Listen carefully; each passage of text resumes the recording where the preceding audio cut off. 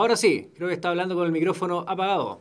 Le estaba diciendo, por si no me escucharon, que esta es la clase número 7, que es de material genético, y que el viernes pasado subimos la clase de membrana plasmática e interacción célula-ambiente. Esa clase es muy importante y podrían haber surgido hartas preguntas, así que yo espero que esas preguntas las tengan, las guarden, las vamos contestando aquí o en las preguntas de YouTube o por donde sea, pero la idea es que no se queden con dudas porque la clase no sea en vivo. Esa es mi idea. O sea, la gracia de estas clases es que se respondan las dudas. Así que vamos con nuestra clase de material genético. Las células almacenan su información genética en esta molécula que ya nosotros todos hemos escuchado hablar de ella, que se llama ADN, que es el ácido desoxirribonucleico. Esta molécula es un polímero de cientos de miles de nucleótidos que pueden ser de 4 tipos. O sea, son 4 tipos que dan a un montón de repeticiones o se van realizando de distintas formas hasta generar una cadena bien larga. Y se genera un sistema de codificación como si fuera un abecedario con 4 letras. ¿Ya? Los nucleótidos están formados por carbono, hidrógeno, nitrógeno, oxígeno y fósforo. Esos son los elementos que conforman los nucleótidos y por lo tanto el material genético. Y este código sirve de molde para sintetizar todas las proteínas que la célula va a necesitar para funcionar. Habíamos dicho que las proteínas son las que hacen todo, así que el material genético en el fondo es el molde para poder sintetizar ese todo. Pues todas esas proteínas, son muchas. La molécula de ADN es una combinación de nucleótidos que permite almacenar la información en un sistema de código, ya lo habíamos dicho, y esta molécula se dispone en forma de doble hebra, que es básicamente esta forma que está aquí a la derecha, que no sé si alguna vez la han visto, aparecen todos los monitos, por ejemplo, en la que está acá. Y tanto la estructura como su funcionalidad depende de las combinaciones que se generen a partir de esos 4 nucleótidos, ¿cierto? Hasta ahí vamos bien, son cosas que dentro de todo ya habíamos mencionado en las otras clases, son generalidades, pero vamos a adentrar un poquito más en la idea del material genético.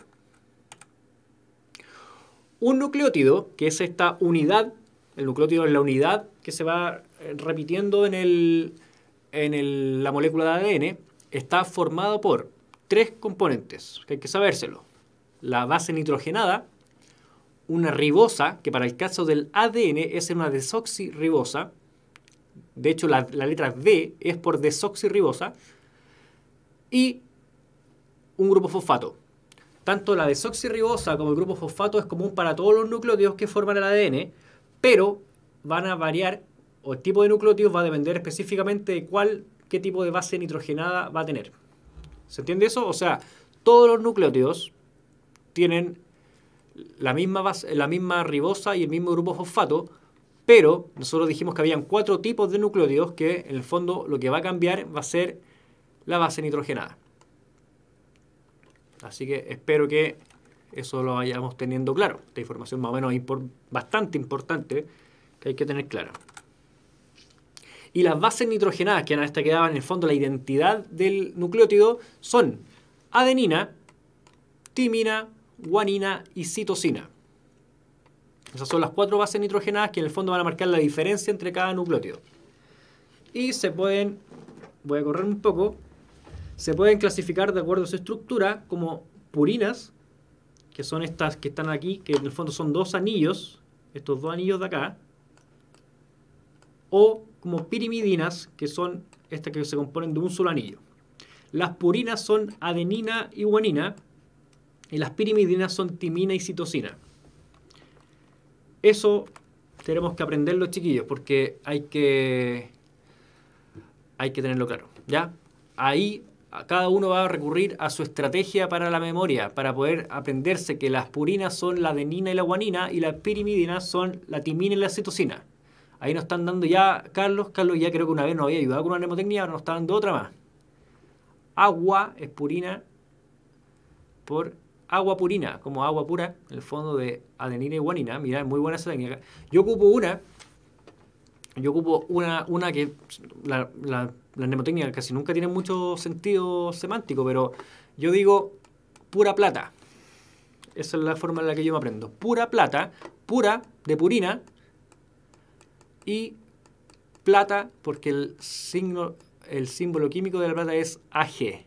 Entonces, cuando yo pienso, oye, ¿cuáles eran las purinas, cuáles eran las pirimidinas? Pienso en pura plata. Y la plata es adenina y guanina y la pura son las purinas.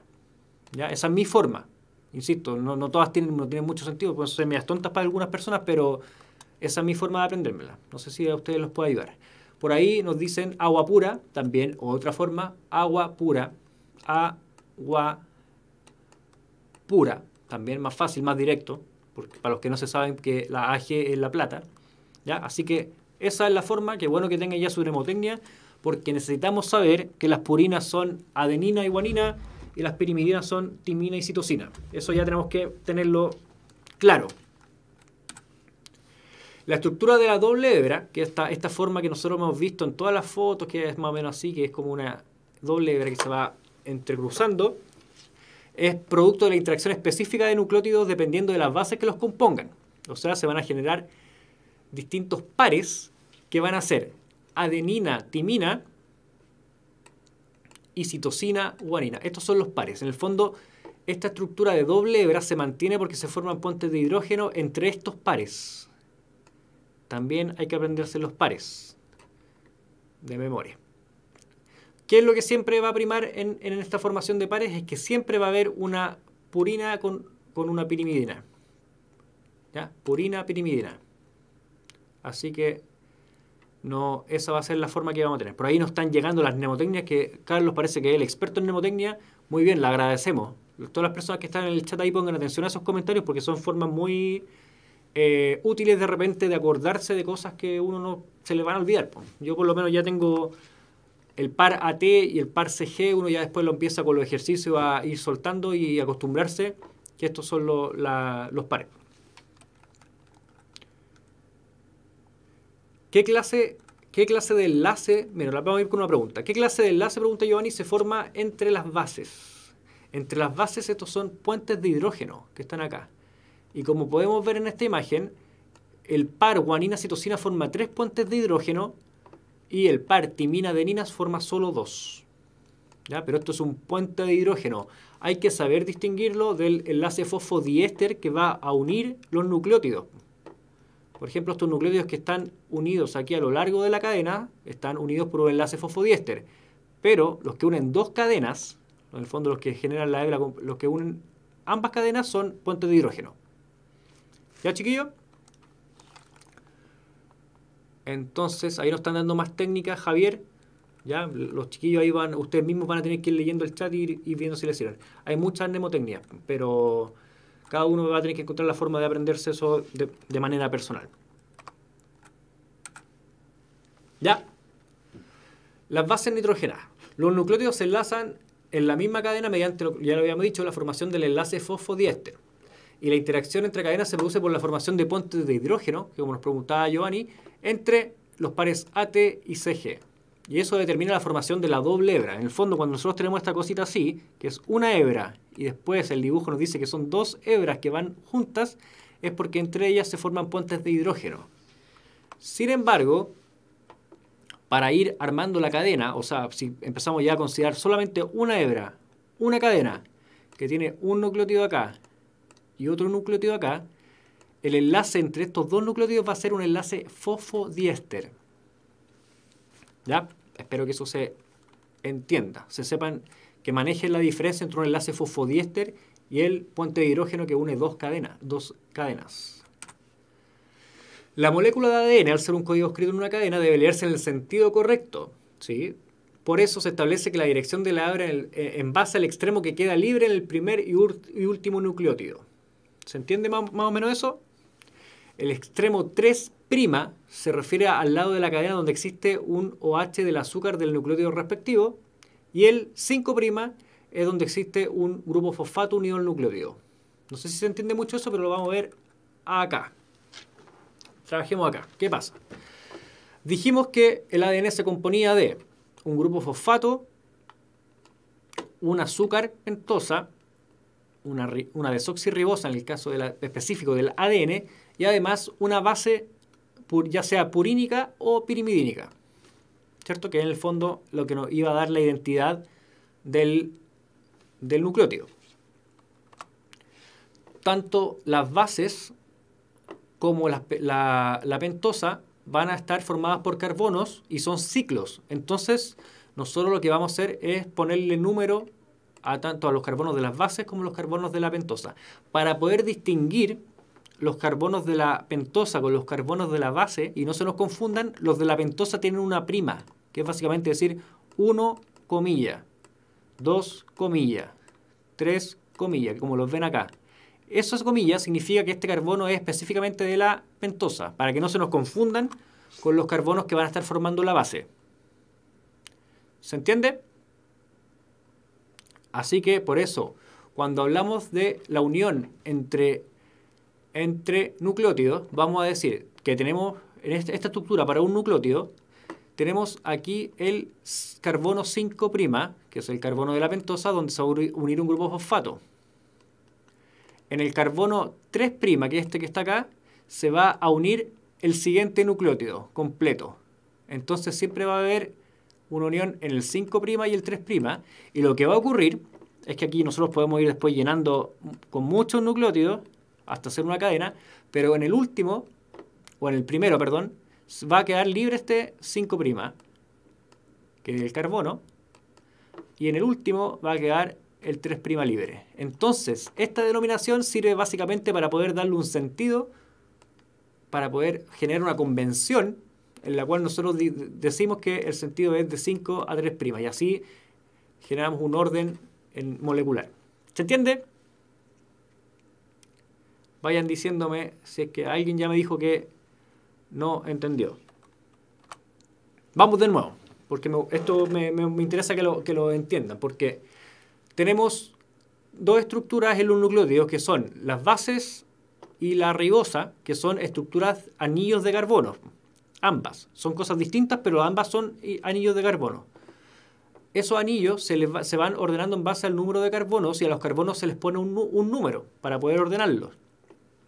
Para el caso de las bases se ocupa un número así solo, y para el caso de la ribosa, de la desoxirribosa, se ocupa un número con una comilla, cosa que no se nos confundan con los de las bases. Entonces, todos los carbonos de esta ribosa van a estar con el 1', 2', 3', 4'. Entonces, ya, esos son los carbonos de la ribosa. Y tenemos el último que está ahí, que es el 5'. Ya, de aquí del 1 sale la base, que la base es la que nos va a dar la identidad, pero nosotros habíamos dicho que lo que se une entre nucleótidos es la base y el grupo fosfato. Es como el esqueleto, y lo que sale de ese esqueleto es la base, pero lo que se une son las ribosas con el grupo fosfato. Entonces, si nosotros seguimos uniendo aquí nucleótidos, van a formar el enlace fosfodiéster entre 5 y 3', pero con el primero, como no va a estar unido a nada, nos va a quedar libre el 5'. Y nos va a pasar que con el último, como tampoco está unido a nada, nos va a quedar libre este 3'. Entonces, esta orientación nos permite darle un sentido de avance al ADN. ¿Ya? Es básicamente una convención en la cual nosotros decimos el ADN avanza desde 5 a 3'. Darle un sentido. No sé si se va entendiendo, pero esa es la explicación. ¿Ya? Díganme de nuevo si es que sean sinceros con eso, no hay problema. La idea es que se entienda. Lo más importante es que se entienda que el prima básicamente es porque es para distinguirlo de los carbonos de las bases. ¿Puede pasar que sea de 5' a 5'? No. No, porque ahí estamos hablando del mismo carbono.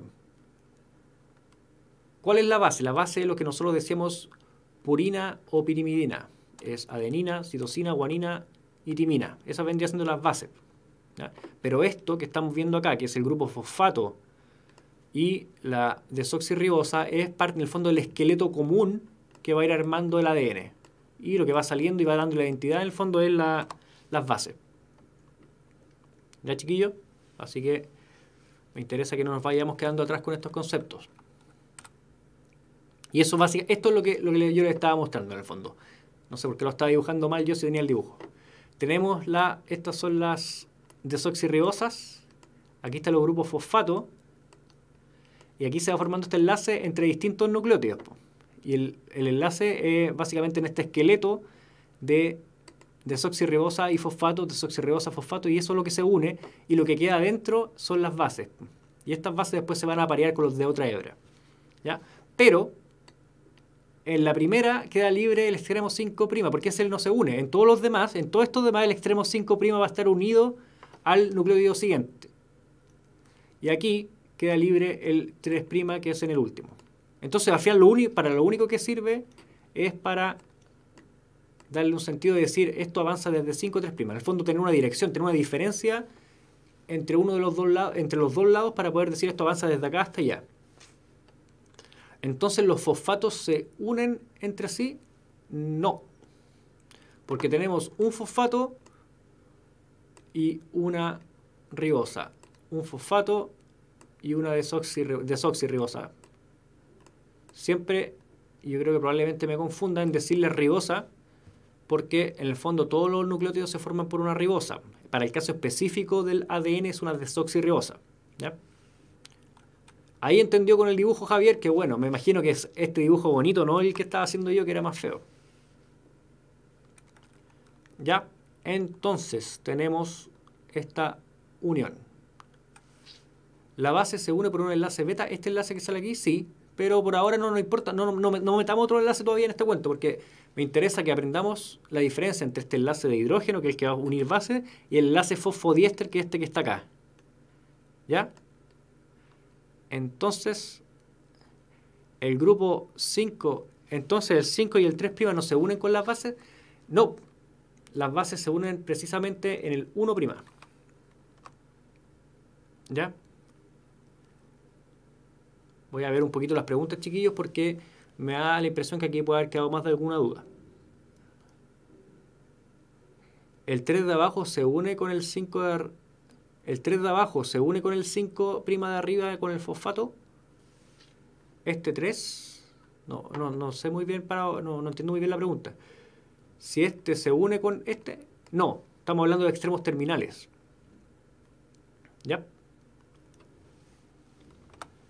Por ahí José Luis dice, esta molécula de la pentosa es ARN porque el ADN no puede ser un oxígeno en el carbono 2'. En este caso, sí, pues. Es que este ejemplo, tiene razón José Luis, que este ejemplo hablamos de un nucleótido en general. Entonces se está refiriendo a una pentosa que puede ser en este caso ribosa. ¿Por qué? Porque este que sale en rojito aquí, este oxígeno no está en el ADN, porque es una desoxirribosa. ¿Ya? ¿Por qué se denomina fosfodiéster? Porque es un enlace... ¿Por qué habla? El fosfodiéster habla de la unión del enlace fosfato y además por el tipo de enlace, que es un enlace éster. Después lo vamos a ver en química orgánica, que es un enlace éster. ¿Ya, muchachos? Vayamos avanzando. La doble hebra se dispone tridimensionalmente como una doble hélice dextrógira, es decir, que gira hacia la derecha.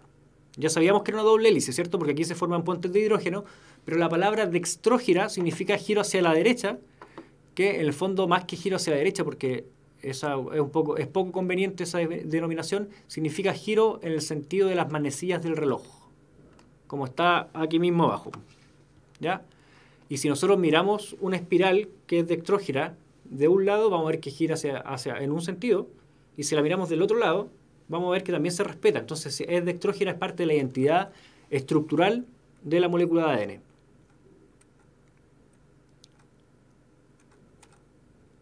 ¿Y dónde vamos a encontrar el ADN? Es posible encontrarlo en el núcleo eucarionte, en el nucleoide procarionte. Recordemos que las células procariontes no tienen un núcleo delimitado. En plásmidos procariontes, que eran estos anillos de ADN que tenían las bacterias. En mitocondrias y cloroplastos, que eran organelos que tenían su propio ADN. Y además en virus de ADN. ¿Ya? Sandra nos pregunta, ¿quiere saber a qué se une el 3' y a qué carbono se unen las bases? Las bases se unen al 1'. Y el 3' en el fondo lo que va a hacer es unirse al nucleótido siguiente. En el fondo esa es la repetición.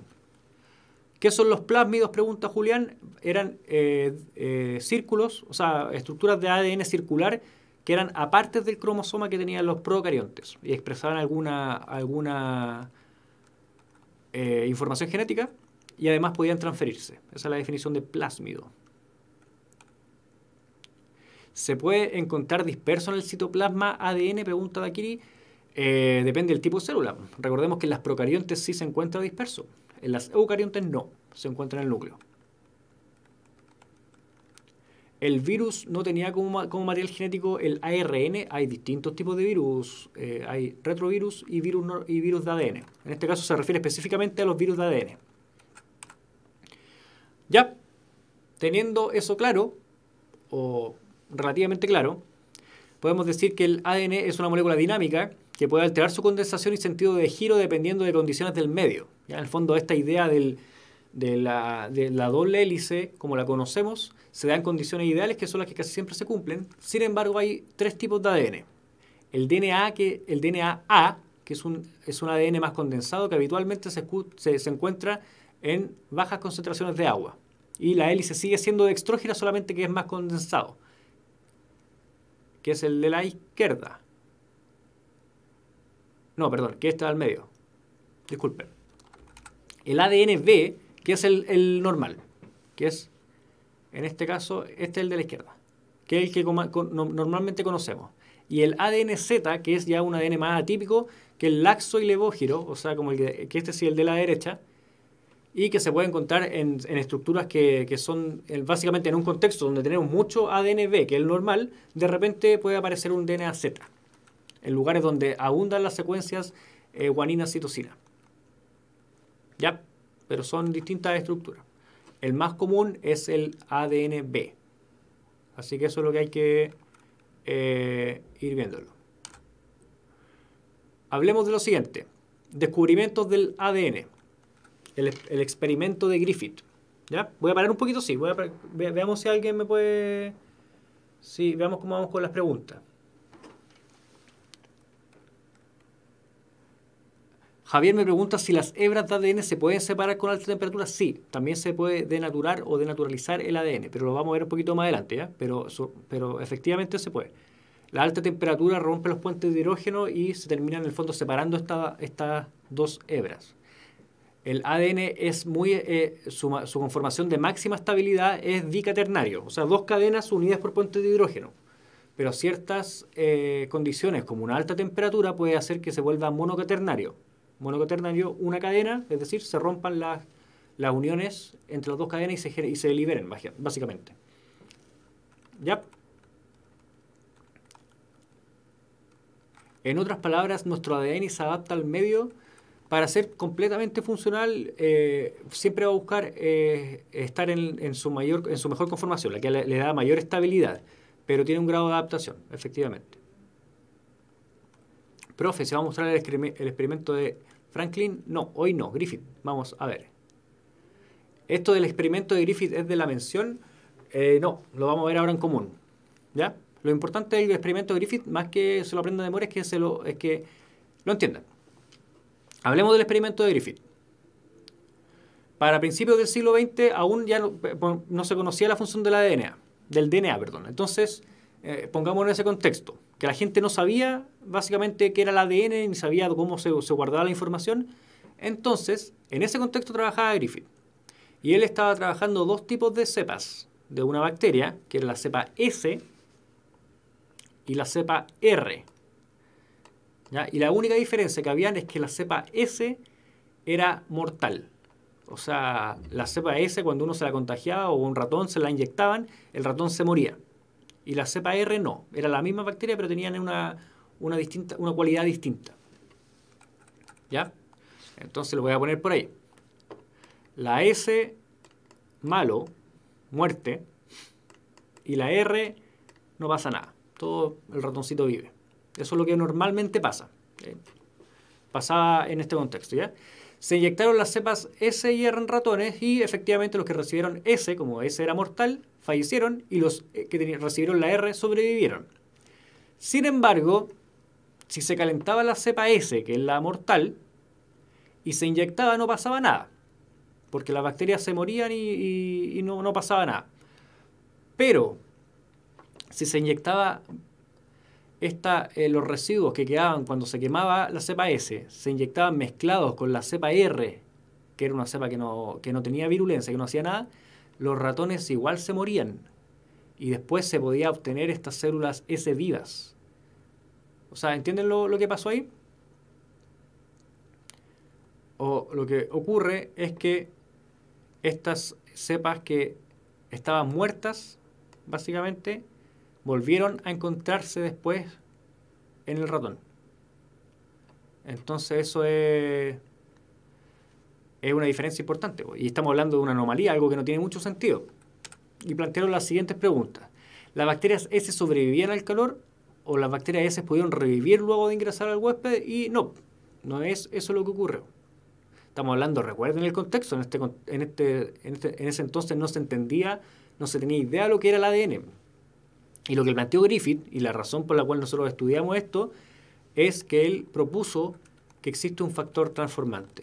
Es decir, que existe un elemento que es del que dependen estas características y es el que nosotros en el fondo le vamos a dar la importancia, y es un elemento que persiste, que es un elemento material que no tiene mucho que ver con el que la célula esté viva o no, que se mantiene ahí.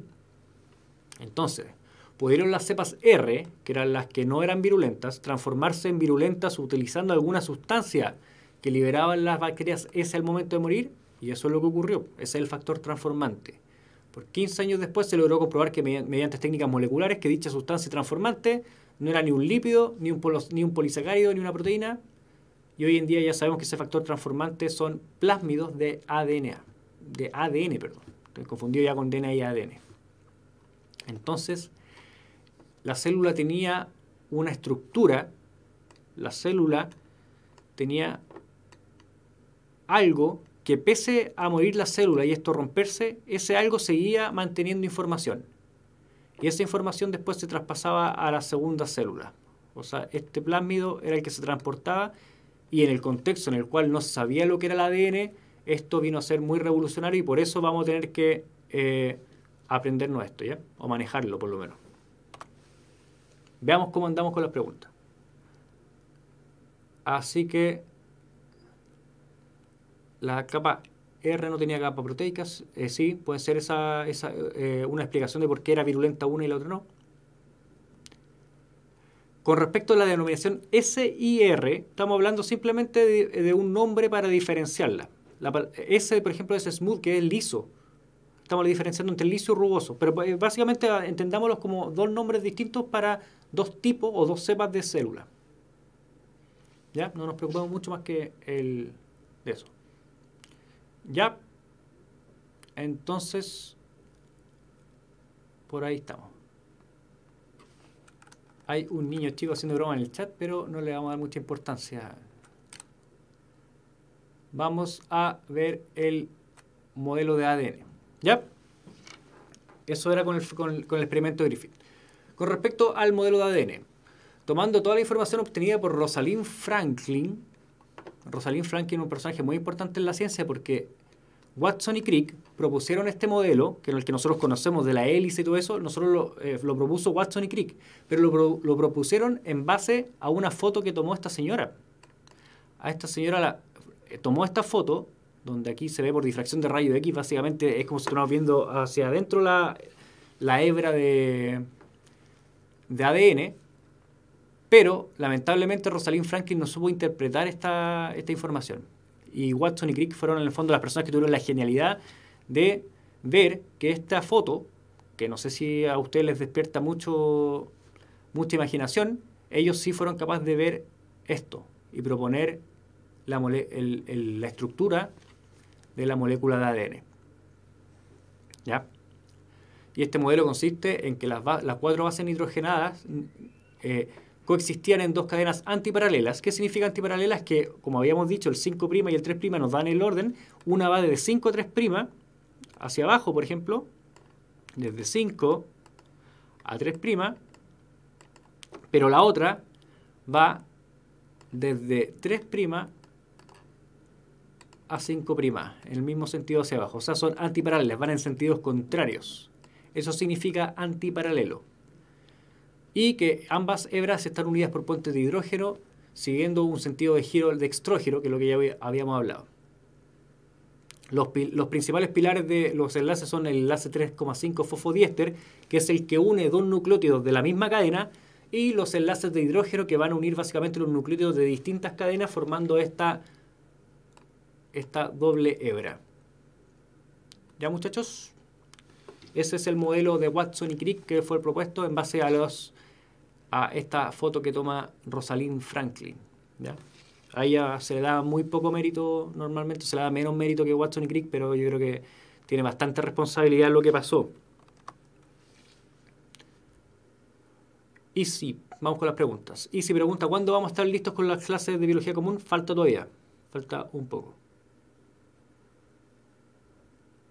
Preguntan, ¿cómo lo descubrió? Esto, lo que hizo Rosalind Franklin en el fondo es utilizar un método que se llama difracción de rayos X, que permite ver cosas muy pequeñas, pero no es un método microscópico. ¿Ya? Diego Águila, creo que, no estoy seguro si Rosalind Franklin murió de cáncer por exposición repetida a rayos X. Yo creo que se está confundiendo. No estoy seguro. ¿Ya? Entonces, las ventajas de este modelo son el equilibrio químico-físico y de las bases nitrogenadas. O sea que este modelo parece ser, es efectivamente el que muestra mayor estabilidad y permite explicar muchos fenómenos como la replicación, la mantención de la molécula, y además es una eficiente forma de preservar las secuencias génicas. Recuerden que las secuencias génicas contienen la información de todas las proteínas, por lo cual hay información valiosa acá. Nosotros hablamos que los eucariontes tenían un núcleo porque en el fondo estamos protegiendo esta información. No, si se llega a alterar pueden ocurrir cosas bastante malas. Y tenemos la hebra de ADN organizada en cromosomas. Si la hebra de ADN estuviera desenrollada, no habría ninguna forma de que entrara en la célula, es mucho más grande. Entonces el ADN se encuentra enrollado y compactado en estructuras llamadas ribosomas. En los seres humanos se ordenan de a pares, existiendo 23 pares, lo cual da un total de 46 cromosomas, que los vamos a ver más adelante, los cromosomas, en detalle. Y la molécula de ADN se encuentra enrollada en base, y asociada a proteínas llamadas histonas, las cuales condicionan su compactación. ¿Ya? Por ahora me interesa que tengan eso claro. Y luego esto que yo ya muchas veces se lo he mencionado, ya los que están siguiendo las clases hace tiempo, perdónenme que lo insista tanto, que es el dogma de la biología molecular. Que los nucleótidos presentes en la secuencia de ADN son transcritos a una secuencia de ARN mensajero. Por cada nucleótido en el ADN se replica un nucleótido complementario en el ARN mensajero. Para el ARN mensajero se ocupan 3 de las 4 bases de ADN, pero la timina se reemplaza por uracilo. Y eso, ahí tendríamos las 4 en base a la 3 del ADN y una que se reemplaza, que la timina por uracilo. También empezar a guardar esa información. Y por cada 3 nucleótidos de ARN mensajero se generará un aminoácido de la proteína sintetizada, conociéndose esta unidad como codón. En los ribosomas ocurre el proceso de traducción, donde el ARN mensajero se transforma en aminoácidos y se forma el enlace peptídico original que origina la estructura primaria de la proteína. ¿Ya? Esto lo hemos repetido muchas veces porque me interesa que lo tengan clarito. Más que aprendérselo de memoria, esto me interesa que lo comprendan, porque después nos va a ayudar mucho en otros contenidos. Quería mostrarles esto para que entendamos la importancia del dogma de la biología molecular. Hace un par de años, varios años, unos científicos descubrieron que existía una medusa que emitía una luz fluorescente. ¿Ya? Hasta ahí vamos bien. Esos mismos científicos se dieron cuenta que esa fluorescencia, esa capacidad de brillar en la oscuridad, dependía de una proteína que la bautizaron como GFP, que significa Green Fluorescence Protein, o sea, proteína fluorescente verde. Como era una proteína, y como solo sabía, y ellos sabían el dogma de la biología molecular, ellos entendieron que si una proteína es la que genera esta capacidad de emitir luz, entonces esta proteína tiene que tener un gen que lo va a codificar. Y descubrieron el gen que codifica la proteína verde, la proteína fluorescente verde. Y este gen, en el fondo, es un pedacito de esta molécula de ADN, son bases, son nucleótidos, que es lo que nosotros veníamos hablando, y lo pudieron cortar.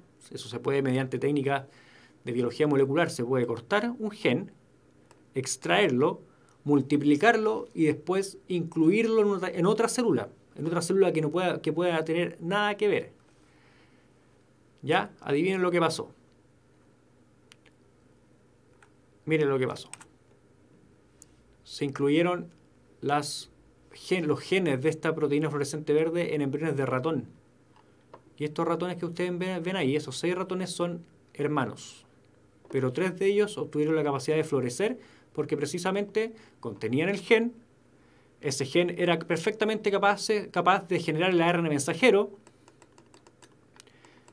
ARN mensajero. Y este ARN mensajero es capaz de sintetizar la proteína. Eso es la importancia del dogma de la biología molecular. Por eso yo insisto tanto. Esto ocurre con todas las proteínas que nosotros sintetizamos. Y se puede manejar los genes. Esto es un transgénico. Después vamos a ver en técnicas de ingeniería genética que la recombinación, el ADN recombinante, que es en el fondo esto. Pero esto se lo doy como ejemplo para que entendamos la importancia del dogma de la biología molecular. ¿Ya? Mutación genética, no sé si es mutación. No sé, la palabra no es mutación. Mutación es cuando se altera una base o 2 bases. Esto es transgenie. Es meter un gen que no corresponde donde debería estar. Y esto es súper loco, por ahí dice Constance. Efectivamente, ¿ya? Así que, bueno, esto tiene un montón de... Este experimento fue cuestionado éticamente y tuvo un montón de implicancias, pero este método se ocupa y sirve. ¿Ya? En otros contextos vamos quizás a conversar para qué sirve y para qué se utiliza. ¿Ya? Ese es el dogma de la biología molecular, muchachos. Reténganlo porque cuando veamos transcripción, traducción, replicación y cuando hablemos cada vez de ADN tienen que pensar en esto. Esto, en el fondo, para esto está el ADN acá. No para hacer que las cosas se vean verdes, sino para expresar proteínas. Vamos con la pregunta de desafío que nos trae hoy día la Universidad Mayor. Veamos. Un investigador trabaja con un segmento de ADN bicaternario. Se sabe que la relación entre purinas y pirimidinas es de 1 a 1 y que las timinas representan el 15% de las bases de la molécula. ¿Cuál es el porcentaje de guanina en la molécula de ADN? ¿15%, 50%, 25%, 35% o falta información?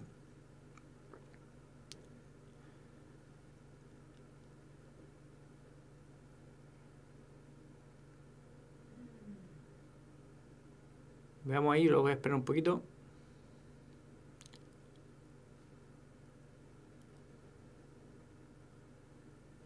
Max Soto pregunta, entonces el dogma de la biología molecular es la síntesis de proteínas. En el fondo el dogma es decir que el ADN está ahí para generar un ARN mensajero y efectivamente sintetizar una proteína. Establecer la relación entre proteínas y genes. ¿Ya? Tenemos harta respuesta, ¿eh? No hay consenso ahora. Vamos leyendo de a poco. ADN bicaternario significa que está en 2 cadenas. O sea que hay 2 cadenas que están unidas mediante bases que se aparearon por puentes de hidrógeno, ¿cierto? O sea, forman pares. Si se sabe que la relación entre purinas y pirimidinas es de 1 a 1 y nos están preguntando por un porcentaje, sería muy útil pasar ese 1 a 1 a un porcentaje. ¿Cómo lo haría yo? Pondría adenina, guanina, citosina y timina, ¿cierto? Arriba tenemos las purinas. Agua pura, ¿se acuerdan ya? Pura plata, depende cómo quieran aprendérselo. Entonces, nosotros sabemos que si es 1 a 1, tenemos el 50% de adenina y el 50% de guanina. ¿Ya? Y nos dicen, las timinas representan el 15% de las bases de la molécula. O sea que el 15% es de timina. ¿Qué sabemos nosotros? Nosotros sabemos que las timinas se forman pares con las adeninas, por lo cual, si esto es bicaternario, por cada timina va a haber una adenina. O sea que la adenina también es el 15%. Y como nos preguntan por la guanina, nosotros sabemos que la guanina con la adenina son el 50. Y si la adenina es 15, entonces las guaninas van a ser el 50 menos el 15. O sea, el 35%. ¿Se entiende cómo va esa? 35%. Esa era la forma de resolver esta pregunta, que es la pregunta desafío que nos trae la Universidad Mayor. Vamos con la siguiente. Ejercicio número 1. Un poco parecido, para ver si entendimos. Un investigador trabaja con un segmento de ADN monocaternario. Si se sabe que la relación entre purinas y pirimidinas es de 1 a 1 y que la citosina representa el 25% de las bases de la molécula, ¿cuál es el porcentaje de adenina en la molécula de ADN?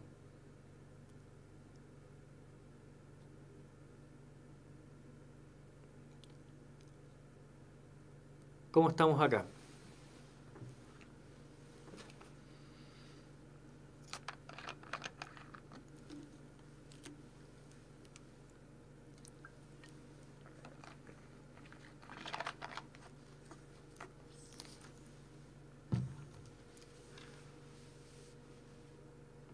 Ya tenemos harta respuesta.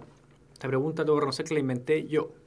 Así que espero que no tenga ningún defecto. Vamos a hacer lo mismo.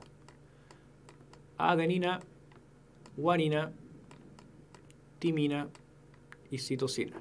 Están en relación 1 a 1, por lo cual podemos decir que adenina y guanina corresponden al 50% y timina y citosina también corresponden al 50%. Además, que la citosina representa el 25% de las bases.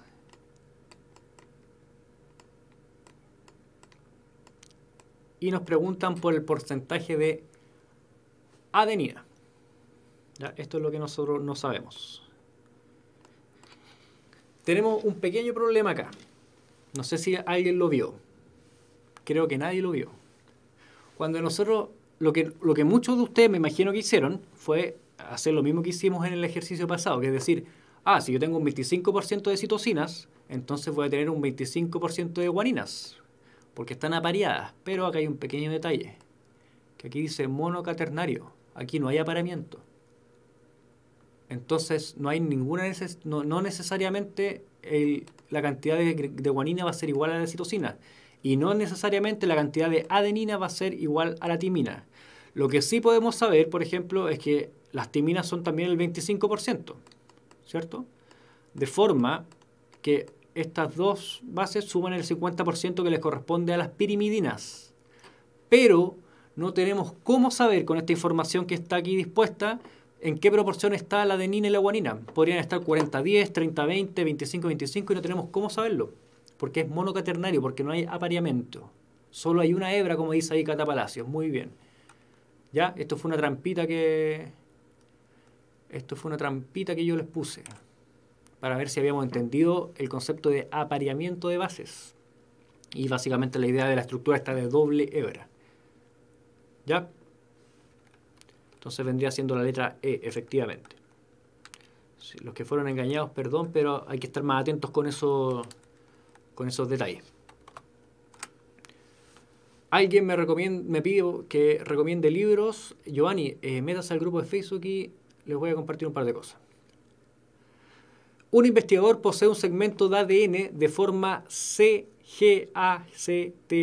Ustedes saben básicamente que eso simbolizan bases nucleótidos con ciertas bases nitrogenadas. Luego de aislar la secuencia de la hebra de ADN complementaria a estos segmentos, se debería obtener, y ahí están las opciones. ¿Ya? Mientras ustedes responden, les aviso básicamente lo mismo que dice ahí, que tenemos una encuesta en la descripción de este video donde ustedes tienen que responder, ayudarnos a responder 3 preguntas. Espero que las respondan de la forma más sincera posible. ¿Ya? Pero les pido por favor que nos colaboren respondiendo esa encuesta, que ahí es cortita, es muy bien chiquita. ¿Cómo estamos con esta respuesta, muchachos? Ejercicio 2.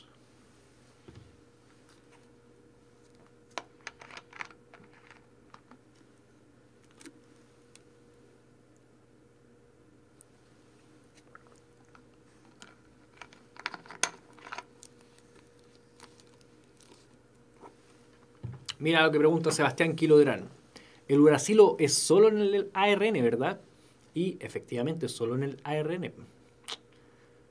Aquí tenemos que la secuencia es de ADN complementario. Sigue siendo de ADN. Entonces, hagamos el apareamiento. Esta citosina se va a transformar en una guanina. La guanina en citosina. La adenina en timina. La citosina en guanina.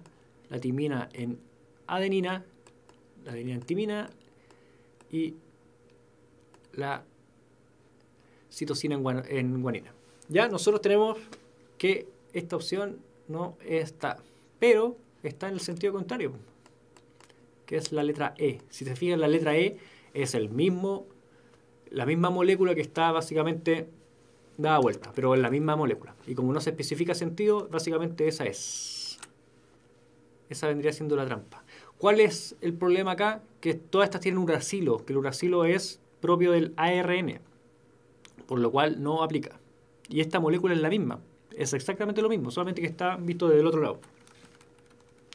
Sí, andamos sucio hoy día con las preguntas, andamos jugando sucio, ¿ya? Pero tengan cuidado porque también esa es otra cosa que hay que practicar, hay que estar atentos con esta clase de trampitas que nos puede tener la PSU. La PSU tiene trampitas, cositas así. Ya esta pregunta no tiene trampitas. La organización del ADN en forma de cromatina es posible por la asociación a proteínas llamadas. A ver si me llega alguna respuesta. Esta pregunta no tiene ninguna trampa. ¿Sabe o no sabe? Ya, llego a la primera. Eso es lo que necesita, una sola. Histonas. Así de simple. ¿Ya? 4. Vamos rápidamente con esta. Griffith, en uno de sus experimentos, utilizó 2 cepas de Streptococcus pneumoniae para infectar ratones, que es lo que habíamos hablado. Una de las cepas, la R, no tenía efecto sobre la salud del ratón. Ya, no voy a leer todo esto, porque es la misma explicación. ¿Cierto? Léanlo ustedes por ahí, porque estamos medio corto tiempo. ¿Qué se puede afirmar a partir de estos resultados? Básicamente, ¿qué se puede obtener, qué se puede afirmar directamente del experimento de Griffith? A. Que las bacterias son capaces de transferirse información genética. B. Que el ADN es la molécula que contiene el material hereditario. C. Que la capacidad de infectar de las bacterias es independiente del tipo de cepa. D. Que el ARN se replica de manera semiconservativa. Y E. Que el ADN tiene una estructura de doble hélice. A ver, ¿cómo vamos?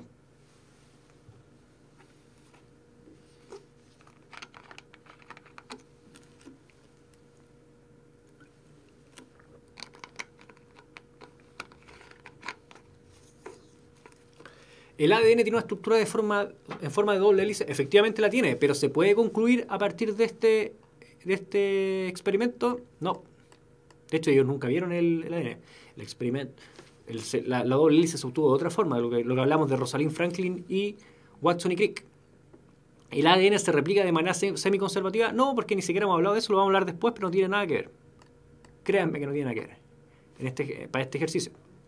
¿La capacidad de infectar de las bacterias es independiente del tipo de cepa? No. ¿Por qué? Porque sabíamos que la S era letal y la R no. Eso es una propiedad que tenían. ¿El ADN es la molécula que contiene el material hereditario o las bacterias son capaces de transferirse la información genética? ¿Cuál de esas iríamos? En realidad, lo que se puede afirmar a partir de ese resultado es solamente que las bacterias son capaces de transferir información genética. Esto no se puede afirmar. Esta es la conclusión a la que llegó Griffith. Pero fue una propuesta. Ahí estamos, en el fondo, entendiendo un poquito de método científico, ¿cierto? Esto fue una propuesta que después se fue aceptando, pero lo que se puede afirmar directamente de este experimento era que las bacterias son capaces de transferir información genética. O sea, solo era la letra A. La última. ¿Cuál de las siguientes afirmaciones es correcta con respecto a la estructura del ADN? A. Está formado por monómeros llamados aminoácidos. B. Las bases nitrogenadas interactúan mediante enlaces covalentes. C. Las dos cadenas de la doble hélice se orientan de forma antiparalela. D. El contenido de adenina y timina es siempre igual que el de citosina y guanina. Y E. la molécula de ADN no tiene carga.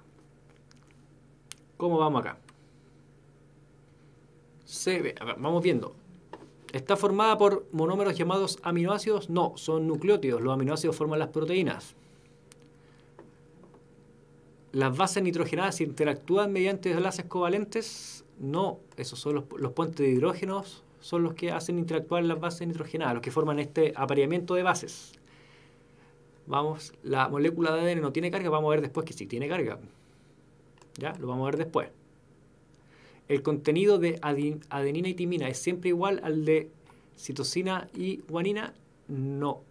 Lo que podríamos decir es que el de adenina y guanina es igual al de timina y citosina. En el fondo, decir que bases que siempre va a haber purina y pirimidina. Pero esta relación es incorrecta, porque está sumando, ¿cierto? Si dijera que el contenido de adenina es igual al de timina, ahí podría ser, pero no es así, como está planteado. Y las dos cadenas de la doble hélice se orientan de forma antiparalela, ahí sí. Letra C. Creo que casi todos estuvimos correctos con esto. ¿Ya? ¿Se entendió por qué la D no es? Creo que estamos en la hora, chicos. A ver si me llega alguna pregunta. Por ahora, lo que les encargo es que resuelvan la encuesta, que nos ayuden, por favor. Nosotros intentamos hacer las clases lo mejor posible, pero a veces podemos mejorar. Así que les pedimos que nos ayuden con la encuesta. Es muy cortita. ¿Ya, muchachos? Atentos al grupo de Facebook, que vamos a intentar compartir información por ahí. Y que estén muy bien. Estudien y que les vaya bien, bien.